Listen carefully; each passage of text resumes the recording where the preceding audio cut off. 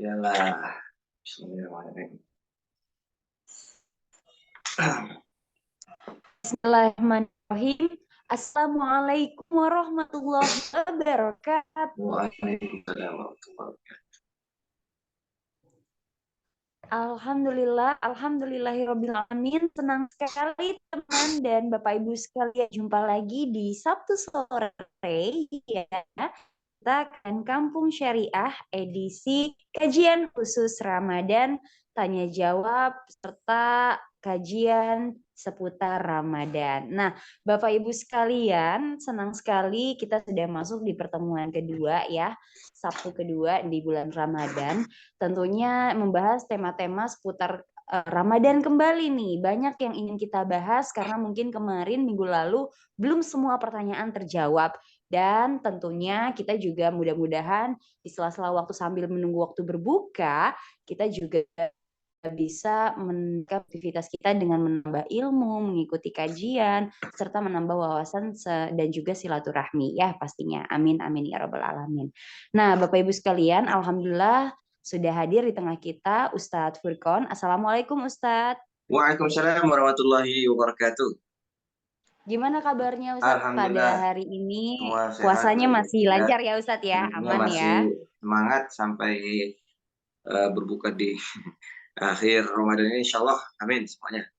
Amin, amin. Baik, teman-teman sekalian, marilah kita buka kajian pada sore hari ini dengan membaca suratul Fatihah. Semoga Allah limpahi sore kita dengan penuh keberkahan. Amin, amin ya robbal alamin. Amin. Al-Fatihah.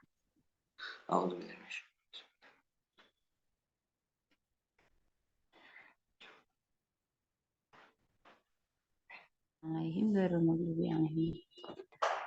Amin. Baik, Bapak Ibu sekalian, langsung saja marilah kita simak. Ini dia kajian singkat dari Ustadz Furqon yang akan dilanjut juga dengan tanya jawab seputar Ramadan. Ahlan Ustadz Furqon. Ya, terima kasih pada moderator yang telah memberikan mukadimah pada kita semua. Dan saya ucapkan di sini pertama-tama Assalamualaikum warahmatullahi wabarakatuh. Alhamdulillah wassalatu wassalamu ala asyrafil anbiya'i wal mursalin wa ala alihi wa sahbihi wa walah wa man sara ala nahjihi wa ihtada bihadihi ila yaumil qiyamah wa ba'd.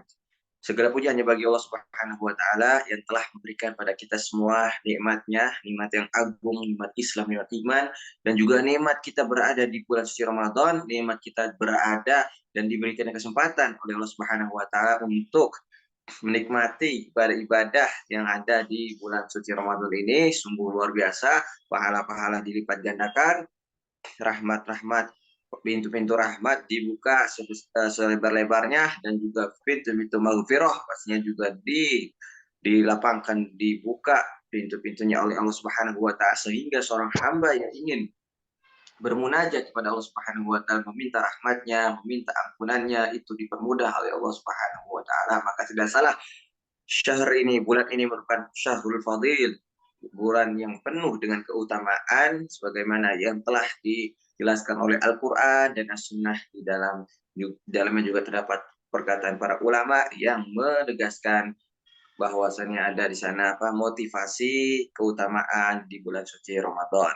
Salawat serta salam semoga senantiasa tercurahkan kepada baginda kita, suri tauladan kita, Nabi besar Nabi Muhammad sallallahu alaihi wasallam, beserta para sahabatnya dan orang-orang yang mengikutinya hingga akhir zaman kelak, yang telah menuntun kita, Nabi Muhammad, dari jalan kegelapan menuju jalan yang terang-terang, menuju hidayah, menuju surat al-mustaqim yang mengantarkan kita pada surganya Allah Subhanahu wa taala. Amin amin ya rabbal alamin. Pada hari ini masih dalam suasana bulan suci Ramadan, masih dalam suasana menunggu menjelang berbuka puasa ngabuburit bersama kita di kajian Kampung Syariah, masih dengan tema yang sama, yaitu seputar hukum-hukum fikih, seputar hukum-hukum bulan suci Ramadan, atau lebih spesifiknya yaitu hukum-hukum puasa di bulan suci Ramadan dan hal-hal yang terkait di dalamnya.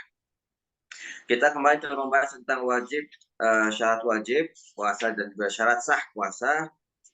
Pada pertemuan kali ini insya Allah kita akan membahas dan melanjutkan pembahasan kita tentang al-akhdhu bil hisab bil hisabat al-falakiyah li tahdid bidayat asy-syuhur wa nihayatiha, yaitu mengambil pendapat para ilmuwan hisab, para ilmuwan astronomi dalam perhitungan bintang dan bulan dalam menentukan apa awal bulan suci Ramadan atau akhir bulan suci Ramadan. Ada perbedaan pendapat, kurang lebihnya ada 3 pendapat. Pendapat yang pertama, mereka para ulama yang berpendapat bahwa penentuan awal bulan suci Ramadan dan akhir bulan suci Ramadan itu ditentukan oleh ru'yah, metode ru'yah. Metode yang pertama itu adalah metode ru'yah, yaitu dari kata ro'a yarah, yaitu melihat.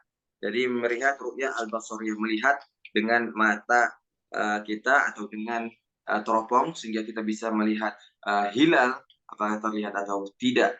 Nah, itu metode yang pertama yang dilakukan, yang digunakan oleh para ulama juga dari zaman Nabi, ya kan, sebagaimana dalam hadis Nabi Shallallahu Alaihi Wasallam, sumu li ru'yatihi wa aftiru li ru'yatihi wa in hum ya'alaikum syahr fa'uddu 30 yawman. Kata Nabi, puasalah kalian dan berbukalah kalian, yaitu penentuan awal bulan suci Ramadan dan akhir bulan suci Ramadan dengan apa? Dengan ru'yah, melihat al-basariyah, dengan panca indera kita, baik melalui teropong dan lain sebagainya. Untuk apa? Mengetahui awal bulan suci Ramadan atau akhirnya. Maka itu metode yang digunakan oleh Nabi dan para sahabat dan juga para ulama-ulama klasik, karena ilmu falak itu zaman dahulu belum berkembang sebagaimana pada zaman sekarang yang sudah berkembang pesat. Bahkan hasil penelitian metode hisab perhitungan bulan dan bintang itu bisa dikatakan sudah qat'i, sudah pasti, karena di dalam Al-Quran juga dikatakan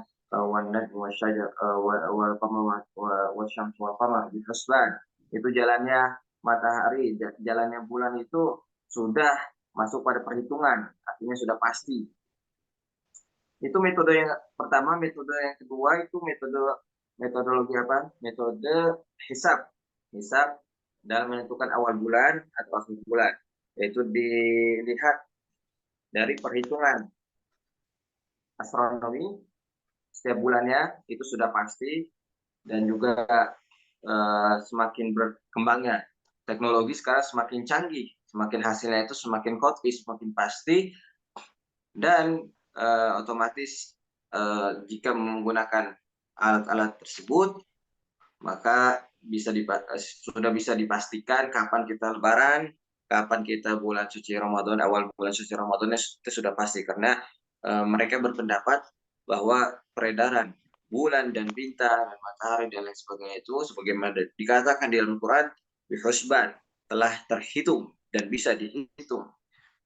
Adapun hadis Nabi Muhammad Sallallahu Alaihi Wasallam yang mengatakan aqsumu li ru'yati wa aqtiru li ru'yatihi fa in hum ya'alaikum syar, puasalah kalian, berbukalah kalian dengan apa? Dengan melihat qamar, bulan tersebut, hilal. Nah, ini bisa ditepis, bisa dimunaqasyah, ditolak, didiskusikan bahwasannya dulu Nabi Muhammad SAW itu dengan para sahabat, mereka memang ummah yang tidak bisa menulis dan tidak bisa membaca dan berhitung. Nah, oleh karena itu Nabi mengatakan, lihatlah dengan mata hilal tersebut. Karena apa? Karena zaman dulu jarang sekali orang yang bisa berhitung dan lain sebagainya. Tapi sekarang zamannya udah banyak perubahan, sudah banyak orang yang bisa membaca dan menulis otomatis. Illah, ya, dalam ilmu usul fikih, illah, sebab Nabi Muhammad SAW memerintahkan untuk ru'yah basariyah itu pada hari tersebut itu sudah hilang, artinya bisa digantikan dengan metode hisab, metode perhitungan tersebut. Dan ini berlandaskan banyak juga dari dalilnya seperti itu. Ada lagi ulama yang ketiga, yaitu ulama yang mengatakan, yang menggabungkan antara metode hisab dan metode ru'yah. Ya, dan inilah yang digunakan oleh Darul Ifta Misriya. Lembaga fatwa Mesir mengatakan boleh memakai metode hisab dalam menentukan awal bulan suci Ramadan atau akhir bulan suci Ramadan sebagai nafi. Sebagai nafi itu apa? Peniadaan saja. Jadi kalau ada orang yang melihat, mengaku bahwasannya dia melihat hilal pada hari atau pada malam pada sore malam ke-29, melihat, dia ngaku gitu datang ke pemerintah dan lain sebagainya. Kan tapi secara metode hisabnya dia itu belum masuk pada awal bulan Ramadan, maka yang digunakan adalah apa? Al-hisabnya, metode hisabnya, bukan ru'yah basariyahnya dari orang tersebut. Nah, jadi digunakan sebagai apa? Nafi, peniadaan adanya pengakuan bahwasanya sudah masuk bulan suci Ramadan. Tapi tidak digunakan sebagai al-musbit. Musbit itu yang menetapkan. Metode hisab tidak bisa digunakan untuk menetapkan bulan suci Ramadan. Yang menetapkan itu apa? Ru'yah basariyah. Ketika ada orang yang ru'yah basariyah, dia sudah menafikan ternyata hilalnya tidak terlihat dan akhirnya digenapkan 30 hari Sya'ban misalkan. Terus metode hisabnya mengatakan ini sudah terlihat hilalnya, maka yang dipakai itu adalah ru'yah basariyahnya. Ru'yah basariyah, karena ru'yah basariyah di sini adalah apa? Al-munfi, yang meniadakan adanya hilal, sedangkan metode hisabnya itu adalah al-musbit, yang menetapkan. Sedangkan menurut ulama ini, yang ketiga ini, metode hisab itu hanya dipakai sebagai munfi, peniadaan adanya ru'yah, tidak dipakai sebagai musbit, yang menetapkan adanya hilal di awal bulan suci Ramadan atau akhir bulan Ramadan, seperti itu. Jadi semuanya itu memiliki landasan. Hanya saja kita memilih yang terkuatnya sesuai dengan dalam hadis pun dijelaskan, ya, bukan hanya zohir hadisnya, tapi kita harus juga membahas tentang lahiriah batin atau pemahaman dari hadis tersebut. Oleh karenanya para ulama berbeda pendapat dalam menafsirkan hadis tersebut, sehingga menjadikan ulama berbeda pendapat. Nah, itulah sedikit dari pembahasan tentang metode penentuan di awal bulan suci Ramadan atau akhir bulan suci Ramadan. Dan yang terpenting adalah kalau kita menggunakan metode hisab dan juga seluruh dunia menggunakan metode hisab, maka kita akan aman, lebarannya bakal sama, puasanya juga akan sama, pasti menciptakan sebuah persatuan umat Islam. Gitu. Beda dengan metode ru'yah. Kalau kita menggunakan metode ru'yah, mungkin kita bisa berbeda dengan, bahkan bukan dengan negara lain, dengan kota lain atau masih di negara lain juga kita pastinya berbeda. Karena menggunakan ru'yah basariyah. Ru'yah basariyah itu melihat hilalnya itu berbeda-beda. Ada yang melihat di tempat yang lebih jauh, tempat ini sudah lihat, tapi di tempat yang lain belum lihat, dan sebagainya. Jadi itu yang ditekankan. Kemudian selanjutnya kita masuk pembahasan yang baru, yaitu mustahabbat shaum wa makruhat, yaitu sunnah-sunnah di dalam puasa dan yang makruh-makruh. Ya, yang pertama takjil iftar, sebagaimana yang kita ketahui itu mensegerakan iftar, ya, jangan ditahan-tahan. Bagi kesehatan juga tidak baik, gitu ya. Nanti bisa kena penyakit mah dan lain sebagainya. Nabi Muhammad SAW bersabda, la yazalun nas bi khairin ma ajjalul fitr. Manusia itu tetap dia dalam keadaan yang baik, ya, ma'ajjalul fitr, selama dia itu masih mempersegerakan berbukanya. Tapi bukan segera-segera sebelum azan, ya, tapi setelah azan langsung kita berbuka, berdoa dan lain sebagainya. Kedua, takhirus sahur, gitu ya, mengakhirkan sahurnya. La tazalu ummati bi khairin ma ajrul iftar wa akhiru as-suhur. Umatku itu masih dalam keadaan yang baik, masih dalam diberkahi dan dirahmati selama selama dia atau mereka mengakhirkan sahurnya. Jadi mengakhirkan sahur juga terdapat kebaikan di sana, gitu ya. Biar puasanya itu nggak terlalu lelah, capek, haus dan lapar gitu. Akhirnya diakhirkan. Tapi jangan setelah atau pas azan subuh atau setelah azan subuh, sebelum azan subuh seperti itu. Kemudian yang ketiga, ayuftir ala tamrin aw ma. Ini berbuka dengan apa? Dengan kurma atau ya dengan apa? Dengan yang manis-manis gitu ya. Karena Nabi menganjurkan demikian. Berbuka dengan kurma, dengan minum air, makan dan minum, dan dengan yang manis-manis. Kemudian yang keempat, shaulul lisan, menjaga lisan. Lisan kita harus dijaga juga tuh. Wa idza khatabahumul jahiluna qalu salam. Di malam yada qaul az-zur wal amal falaysa lillahi hajatun fi ay yada ta'amahu wa syarabahu. Maka Allah tidak butuh katanya. Dalam hadis ini tidak butuh kepada puasanya, meninggalkan makannya, meninggalkan minumnya itu Nabi Muhammad SAW atau Allah Subhanahu wa taala tidak butuh gitu. Artinya apa? Artinya kita diperintahkan untuk mengerjakan atau meninggalkan qaul az-zur, berdusta, berbuat yang tidak baik, yang sayyi'ah gitu ya, dari ghibah dan lain sebagainya. Kemudian yang selanjutnya di sini setelah kita tadi membahas tentang sunnah-sunnah dalam berpuasa, kita membahas sunnah-sunnah atau makruh, hal-hal yang makruh di dalam berpuasa. Al-wisol, yang menyambung puasa sampai malam gitu ya. Sebagaimana orang-orang Yahudi terdahulu, mereka puasanya itu sampai malam atau bahkan 2 hari gitu. Nah, ini dimakruhkan oleh Nabi Muhammad SAW. Al-qublah. Qublah itu berciuman atau ya mukaddimah dan sebelum jima yang menggerakkan syahwat, dan ini apa dimakruhkan. Kemudian yang ketiga, tazawwuqut ta'am, yaitu mencicipi makanan ya, takutnya apa? Karena takutnya ketelan gitu ya, dan lain sebagainya. Jadi lebih baik untuk dijauhi. Kemudian yang keempat, jam'ur riq ya, mengumpulkan ludah gitu ya di mulutnya, kemudian ditelan gitu ya.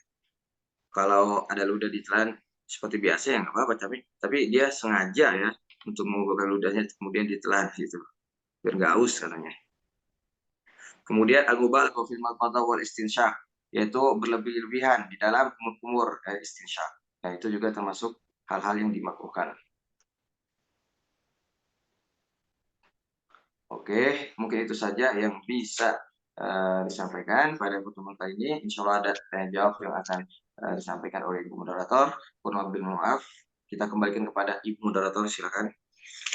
Alhamdulillah. Baik, terima kasih Ustadz Furqon atas penjelasannya ya. Diingatkan kembali tentang bagaimana berpuasa, terus juga hal-hal yang lebih baik dijauhkan karena itu makruh hukumnya dan sebagainya. Nah, teman-teman sekalian, sekarang waktunya kita buka untuk sesi tanya jawab. Bagi teman-teman yang punya pertanyaan bisa langsung membuka kamera dan juga audionya bertanya langsung pada Ustadz Furqon. Nah, di sini alhamdulillah sudah hadir ada Mbak Uswah Hasanah dan Mas Abdurrahim ya. Apakah ada yang ingin ditanyakan terkait seputar Ramadan dan juga penjelasan dari Ustadz Furqon? Silahkan. Mungkin Mbak Uswah Hasanah. Apakah ada yang ingin ditanyakan?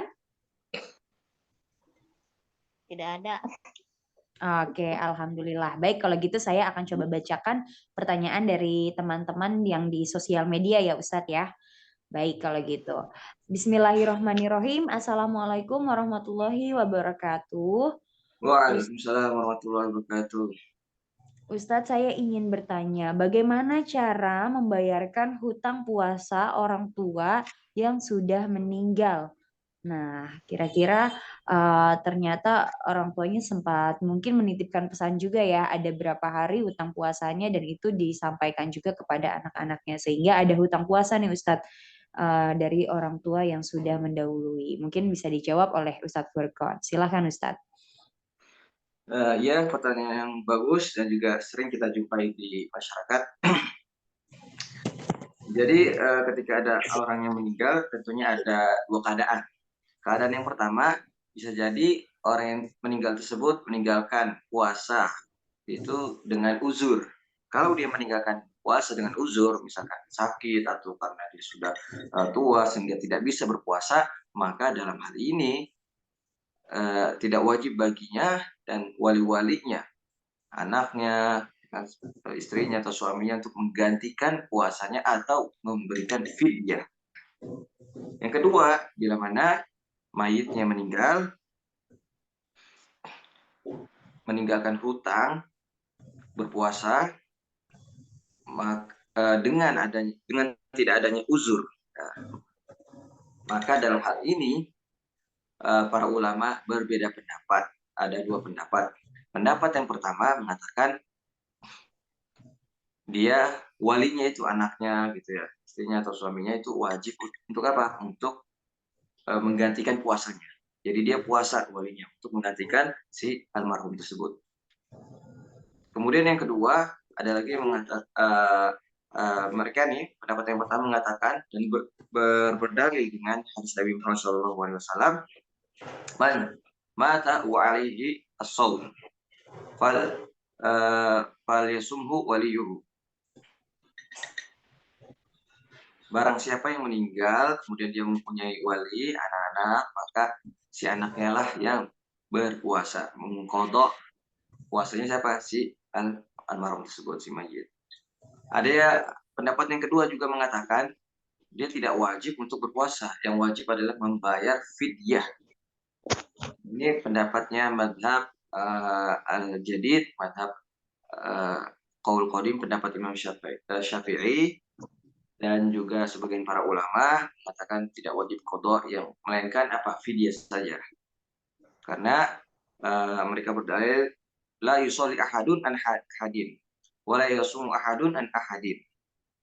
Tidak boleh seorang itu mensolati, menggantikan sholatnya orang yang sudah meninggal, atau tidak boleh juga mengqadha puasa orang yang sudah meninggal. Tapi qadhanya dengan apa? Dengan membayar fidyah.